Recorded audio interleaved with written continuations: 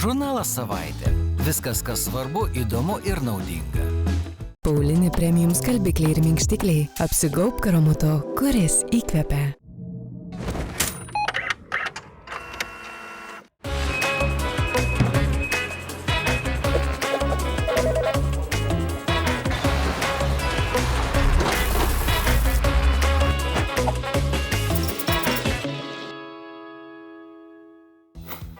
Labas rytas, čia laida Noriu dirbti. Mes griauname įvairiausius mitus apie profesijas.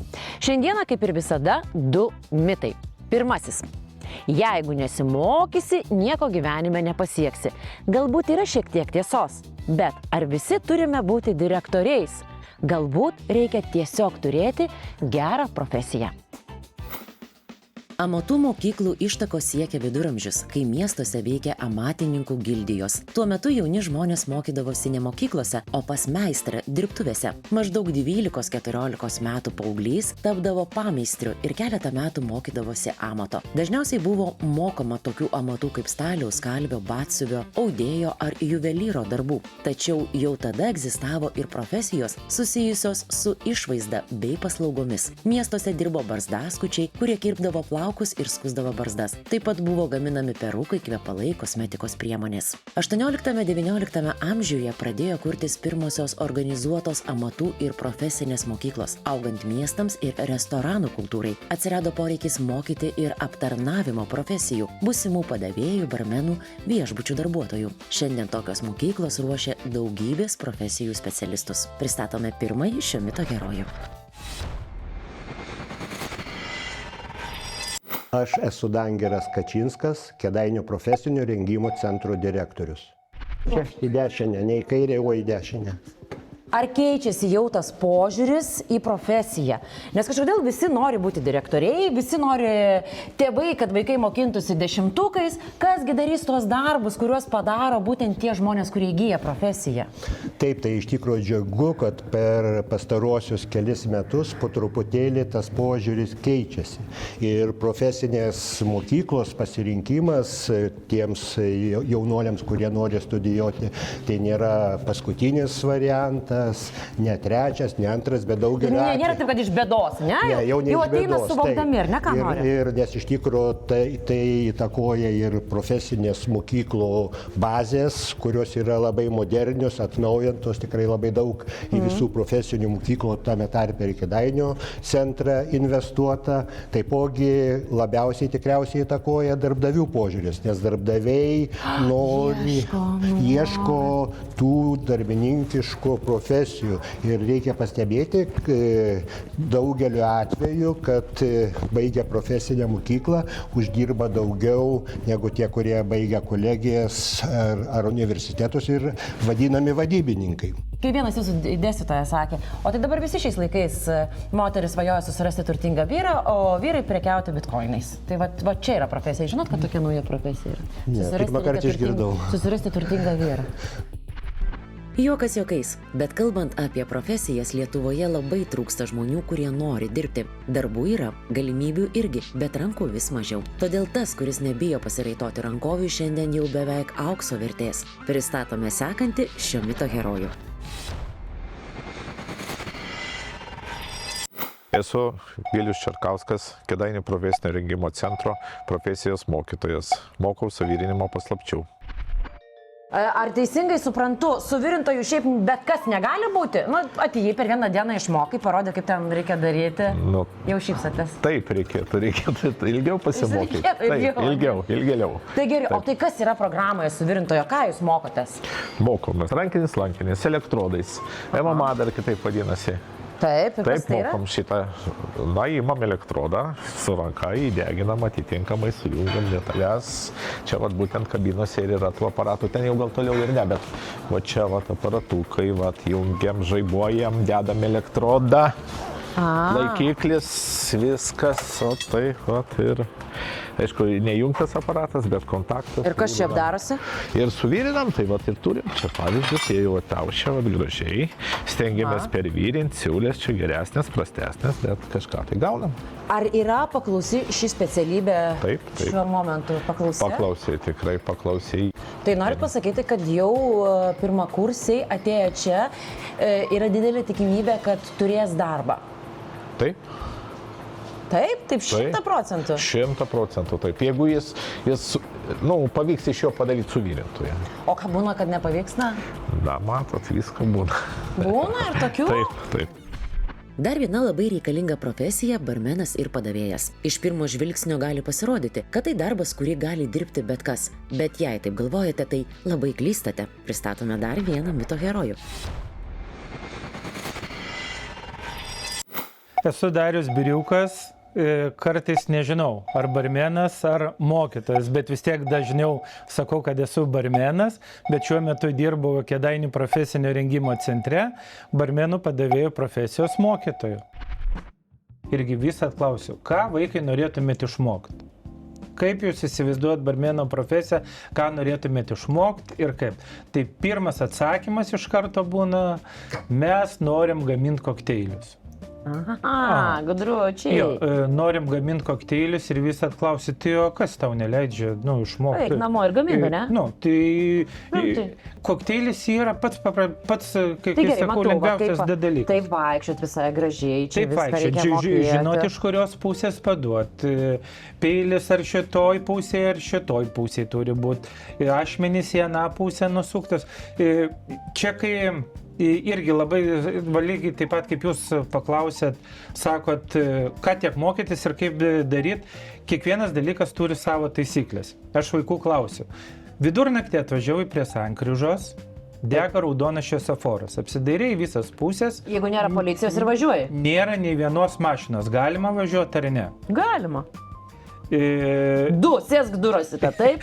Egzaminas neišlaikytas. Tai irgi daugelis sako, negalima. Bet tai sakau, tai kam? Taigi pasižiūrėjai ir važiuoja, ne? Bet visi žinom, kad tų taisyklių reikia laikytis. Reikia, neklausykit manęs, aš ir vidurnaktį sustojai, pastovėjai prie tos raudonos, nesvarbu, kad nėra mašinų. Ir tada važiuoji tik tai. Tai lygiai taip pat ir restorane arba maitinimo įstaigoje. Tu turi žinoti tam tikras taisyklės. Jeigu jūs, kai sakot, jūs nežinot tų taisyklių, gal kažkada pasidarys įdomu, jūs sužinosit. Bet personalas, kuris dirba, jis turėtų žinot, kad atnešus lėkštę, kodėl svečiui, kuris sėdi prie stalo, kodėl jam kišt alkūnę ir paduot iš kairės pusės, jeigu galima atėjus gražiai paduoti iš dešinės pusės. Gerai, ir dar tada vyno taurę, kaip reikia laikyti? Šitaip reikia laikyti, ar vis dėlto taip? Nes aš taip neišlaikau dažniausiai, net paskui jau po 5. Tai po 5 nebeišlaiko, tai jau po 5 jau nebesvarbu gal. Bet kuri ar vyno, ar vandens taurė, jeigu taurė, jinai laikoma už kotelę. Už kotelę, gerai žinos. Šioje mokykloje viena populiariausių profesijų – kosmetiko. Tai darbas, kuriame grožis susitinka su žiniomis, kruopštumu ir didžiulė atsakomybė. Pristatome dar vieną šio mito herojų. Esu Liudmila Kolojanskienė, kosmetiko profesijos mokytoja. Dirbu Kėdainių profesinio rengimo centre. Šiai dienai galiu pasakyti, kad aš esu pati perėjus tą kelią, kaip mano ir tėvai sakydavo, kad turi mokytis, turi įgyti profesiją, ir tai tavo kelias į tavo karjerą į ateitį. Taip. Tai tikrai galiu pasakyti, kad profesijos nėra lengva mokytis. Nes čia reikia mokytis, nes tai yra ir teorija, ir praktika. Amatas, ar ne? Taip, visą laiką sakau savo mokiniam, kad jūs turite turėti savo rankose tikrą amatą, kurio pasiekoje jūs susikursite savo karjerą, savo ateitį. Ir aš suprantu, kad šita profesija, kodėl aš kažkada pati apie tai galvoju, kad man labai tiktų šita profesija, todėl, kad tu labai gali reguliuotis dirbdama savo darbo grafiką, ar ne? Tu žinai, kad tu visą laiką turėsi to darbo, nes grožiu rūpinasi kiekvieną dieną žmonės. Mes žinom, kad čia konkurencija yra didelė. Taip, grožio srity tikrai didelė konkurencija. Bet vėlgi, jeigu tu esi kažkuo unikalus, jeigu tu savo rankose turi ir tiek praktinės, tiek teorinės žinias, ją suderinus, tai tu tampi kuom? Kažkuo ypatingu. Ir pas tave tada klientai, jie patys tavęs ieško. Jau tau nereikia reklamuotis, atskirai reklaminius projektus kurti, reels, stories. Tai tada jau tu esi kitoks ir tave renkasi. Aš pati turiu labai daug išleidus mokinių, kurie tikrai pasiekia viršūnės. ir geri darbai, ir geros pareigos, ir toliau mokosi, ne, toliau tobulėja, bet jie tikrai nebuvo geriečiai tie, kurie mokėsi tik 10-ukais. Kažkada turėjau įkūrusi jauniems žmonėms praktinio mokymo firmą, kurie dirbdavo patys mokiniai. Ir žinot, toks mitas pas mane būdavo. Aš visą laiką į tam tikras muges, mes važiuodavom su tą įmonę, aš imdavau tik blogiukus. Kodėl? Todėl, kad blogiukai yra geriausi. Taip, todėl, kad man jie kalnus ten nuversdavo. Nes dėl to, kad aš jais patikėdavau. Aš suteikdavau jiem jėgų. Jo, mokykloje iš matematikos pati dviejatą turėjau, sakė, kas gerai iš tavęs bus. Nu, nes aš tokia bloga, viskas gerai, čia man gavosi, žinai. Prašau. Nu, nors dviejatą turėjau mokykloje. Taip, kad šitie mitai čia yra tik tai bobučių pasakos, man atrodo. Taip, yra labai gerai, kai žmogus yra unikalus moksle, taip, bet labai gerai yra, kai jis unikalus savo amate, profesijoje, būtent. Kosmetiko profesijos čia gali mokytis baigus 12 klasių arba jau suaugus. Padavėjo ir barmeno amato galima mokytis po 10 klasės, o suvirintojo kelią galima rinktis po 10 arba 12 klasės, taip pat ir suaugus. Mitas, jog tokios profesijos neturi ateities, iš piršto laužtas. Priešingai, tai vieni svarbiausių amatų, be kurių mūsų kasdienis gyvenimas tiesiog nevyktų.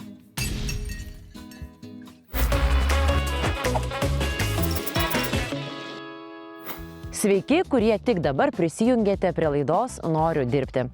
Mes čia griauname įvairiausius mitus apie profesijas. Pakalbėkime dabar apie dar vieną mitą. Yra sakoma, jog šeimos gydytojai tik tai išrašinėja receptus ir nukreipia pas specialistus. Ar tikrai tai tiesa? Šeimos gydytojo idėja atsirado siekiant, kad žmonės turėtų vieną pagrindinį gydytoją, kuris rūpintųsi visa šeimos sveikata ir būtų pirmasis kontaktas susirgus. Dar senovėje gydytojai dažnai rūpindavosi visa bendruomenė ar viena šeima. Jie gydydavo įvairias ligas ir pažinodavo pacientų gyvenimo būdą. Tačiau kaip atskira medicinos specialybė šeimos medicina pradėjo formuotis tik 20 amžiaus viduryje. Ši sistema ypač išplito Europoje ir Šiaurės Amerikoje. Šeimos gydytojas tapo pagrindiniu pirminės sveikatos priežiūros specialistu, kuris prižiūri žmones nuo kūdikystės iki senatvės, gydo dažniausias ligas, vykdo profilaktiką ir koordinuoja tolimesnį gydymą. Lietuvoje šeimos medicinos sistema pradėta kurti po nepriklausomybės atkūrimo 1990 metais, priėmus nacionalinę sveikatos koncepciją pradėta reformuoti sveikatos priežiūros sistemą, o po kelių metų parengti pirmieji šeimos gydytojai ir įteisinta ši specialybė. Pristatome pirmąjį šio mito herojų. Esu šeimos gydytoja Eglė Galgauskienė, dirbu Pašilaičių šeimos medicinos centre. Šeimos gydytoja neslėpia dažnai girdinti mitą, esą ji ir jos kolegos tik išrašo receptus arba nukreipia pacientus pas specialistus. Šita nuomonė žmonėse ko gero labai gaji yra ir nuo seno gaji yra, bet mes šeimos gydytojai iš tikrųjų padarome titanišką darbą. Mes turime turėti be galo daug žinių, mes turime įžvelgti be galo daug problemų ir tik tai tuomet galim parašyti receptą ar siuntimą pas specialistą. Bet Eglė, turbūt dažniausiai žmonės jau ateina pasiklausę dirbtinio intelekto, kokia yra diagnozė. Žmonės, tarp tų žmonių ir aš dažnai būnu, pati jau ateinu žinodama savo diagnozę, jau žinau, pas kokį specialistą reikia eiti, tokių daug protingų kaip aš yra. Šiuolaikinės technologijos leidžia tai daryti ir iš žmogaus mes neatimsime šitos galimybės. Tu tada turi, kaip aš sakau, išsivynioti iš šitos situacijos. Gerai, kai pacientas yra supratingas, adekvačiai mąsto ir mes galime su juo diskutuoti, tartis, sprendimų ieškoti. Dažnai ir dirbtinis intelektas klysta.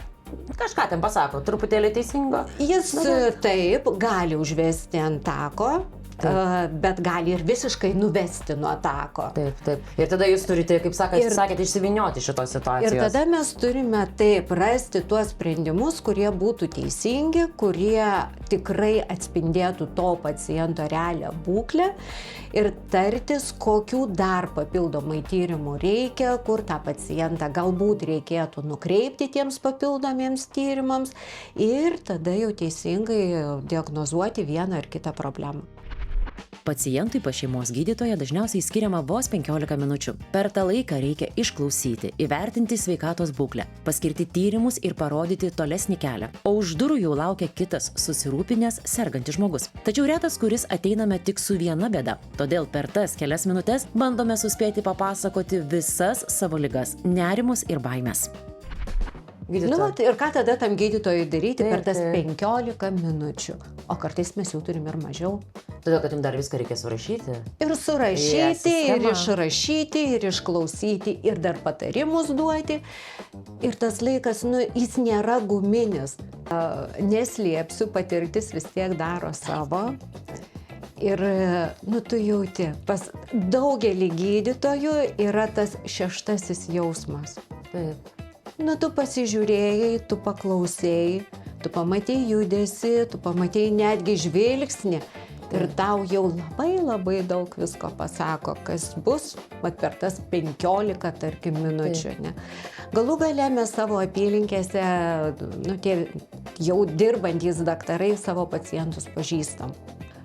Yra tų pacientų, kuriuos mes užauginome nuo tų mažukų lėliukų ir dalis jų jau ateina su savo lėliukais.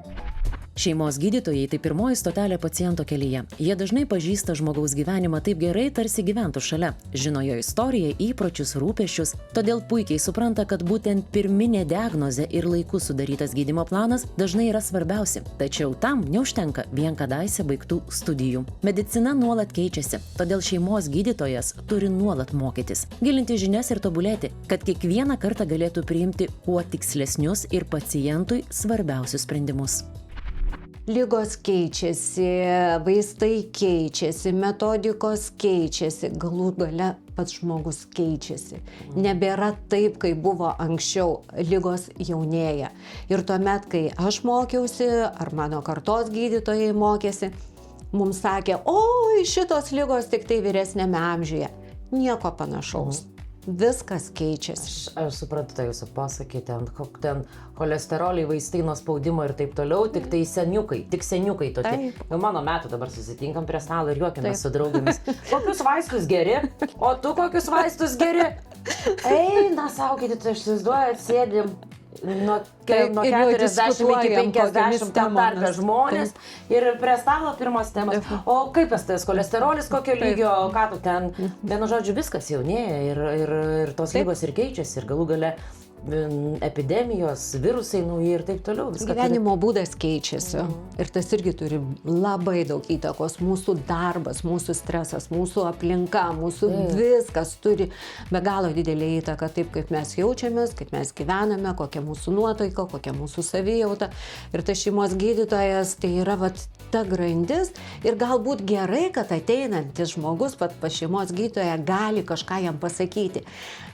Nes mes ne tik ligą gydom, mes gydom ir tai, su kokia problema atėjo žmogus, kas pas jį šeimoje yra, kas pas jį darbe yra, kur jam skauda.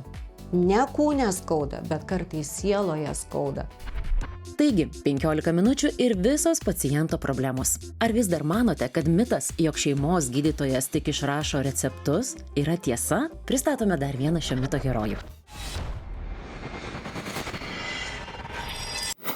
Labą dieną, esu Violeta Paužuolienė, bendrosios praktikos slaugytoja, dirbu Pašilaičių šeimos medicinos centre. Violeta, būni šalia gydytojo visą laiką, ar ne? Ir matai, kiek gydytojas turi sugerti, kai žmogus ateina ir turi milijoną problemų. Taip, tikrai taip, labai mes bendradarbiaujam su gydytoju, tai tenka tikrai daug pagelbėti ir bendrauti taip su pacientu, taip ir nuraminti, dažniausiai ateina išsigandę, akis didelės baimės yra, nerimas yra pas juos. Taip, jeigu kokia sunki liga. Taip, ar kokia liga, ar kažką nežinai, kas tau yra, tai turi juos tikrai suprasti, nuraminti. O kokių reikia tų savybių, kad galėtum dirbti tokį darbą? Aš manau, svarbiausia, tu turi būti empatiškas, nes tu turi jį suprasti, užjausti tą žmogų, kokie pas jį yra jausmai. Taip pat tu turi labai būti kantrus, nes ramiai į visą situaciją tu turi reaguoti ramiai. Kas bebūtų, Tai čia kaip lėktuve, stiuardesė. Jeigu lėktuvas krenta, stiuardesė turi stovėti Taip, ramiu ramiai. veidu. Nesvarbu, kad lėktuvas krenta. Taip. Stiuardesė turi stovėti ramiu veidu ir apsimesti, kad nieko nėra. Taip, ir Panašiai mes jūs, turim ar ne? išlikti ramius, nes nuo mūsų sprendimų tada priklauso visa žmogaus sveikata, o kartais netgi ir gyvybė. Tai turi labai atsakingai žiūrėti į savo darbą ir atsakingai viską atlikti. Taip, kažkaip nepagalvojau aš, ar ne, kad netgi gyvybė, taip. Taip, nes kartais Jūsų priklauso rankos. netgi ir gyvybė Nes žmogaus. būna, kad sergas staigiai kažkoks momentas, reikia gelbėti. ar Taip, ne? yra ir tokių situacijų, kad ateina netgi ne ligoniniai, mūsų kreipiasi į šeimos centrą, kažkoks tai širdies būna skausmas, kažkoks skundas ir tu turi staigiai sureaguoti ir nukreipti, jeigu mes jau negalim, tada siunčiam. Tikrai tokiu atveju būna dažnai. Yra sakoma, Violeta, kad šeimos gydytojai ką jie veikia? Jie tik tai receptus išrašinėja ir siuntimus. Ką jūs? Ne, tai tikrai, taip yra, tikrai dažnai mes šeimos gydytojas priema, konsultuoja, išrašo siuntimus, nukreipia, bet tai yra netiesa ir labai daug yra atsakomybė šeimos gydytojai ir turi ir tyrimus paskirti, juos įvertinti ir tik tuomet jinai siunčia pas specialistus tolimesniam ištyrimui ar gydymui.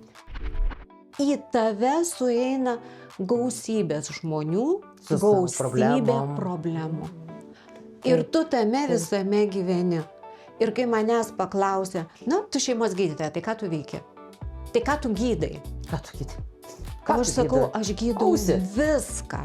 Nuo tos nėštukės, kur dar vaikšto su lėliuku, iki to senolio, kuriam jau atėjo ta paskutinioji diena. Ir tu per visą tą kelią žmogaus praeini. Tai yra šeimos gydytojo kelias. Jis yra be galo sunkus, bet jis yra labai reikalingas. Prasmingas. Ir prasmingas. Ir greičiausiai nebereikia čia jokių komentarų. Mitas tikrai paneigtas. Dėkojame savo draugams. CV Online – tai ne tik darbo skelbimų portalas, bet ir stiprus personalo paieškos, atrankos ir įvertinimo paslaugų teikėjas, kuris stengiasi būti geriausiu partneriu darbdaviams, ieškantiems darbo ir darbuotojams.